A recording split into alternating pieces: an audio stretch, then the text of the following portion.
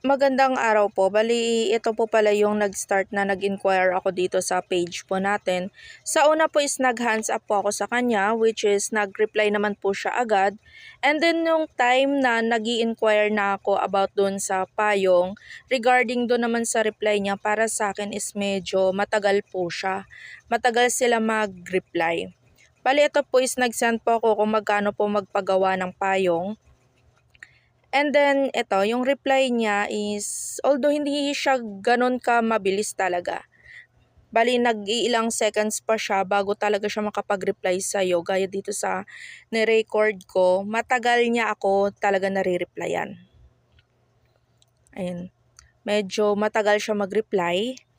And then, nung nag-reply naman siya, is binigyan niya naman ako ng presyo na 200 nga po. Depende dun sa quantity na kukunin ko. And then, yung tinanong niya ako kung ilang piraso, sinabi ko sa kanya na 50 yung kukunin ko.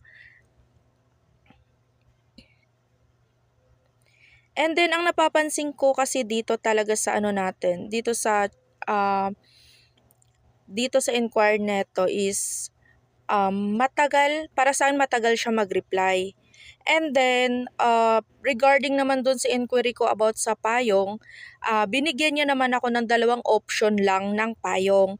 Which is, nung nagtanong na ako sa kanya kung magkano yung payong, tinanong niya pabalik ako kung ilang piraso, ibinigay ko yung quantity na papagawa ko. Dito kasi is, ang binigay niya sa akin is automatic yung 2 klase lang na payong, which is meron naman tayong iba't ibang uri ng payong, marami tayong available na payong na ino-offer sa mga customer natin, pero dito is 2 lang yung binigay niya. Aside dito is hindi siya agad nag-send nung sample nung payong na pwedeng pagpipilian. Nagtanong na ako sa kanya kung pwedeng makita yung mga sample ng payong. Yun nga, binigay niya sa akin kung ano lang yung sinabi niya doon, yung two-fold umbrella, tsaka yung automatic, yun lang din yung binigay niyang sample. Dito dito, which is marami naman tayong umbrella, sana dito is madagdagan siya. Ganun. Tapos, tinanong ko siya regarding dito kung dalawang klase lang ba talaga yung payong natin. Yun yung niya. Sabi niya nga dito is sa ngayon yun pa lang yung meron siya.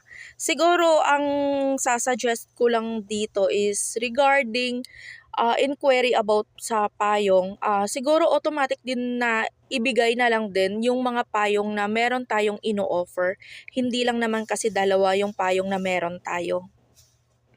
Tapos nung hininga niya na nga ako ng artwork, ayan, wait lang. 2 klase lang, nung tinanong ko siya kung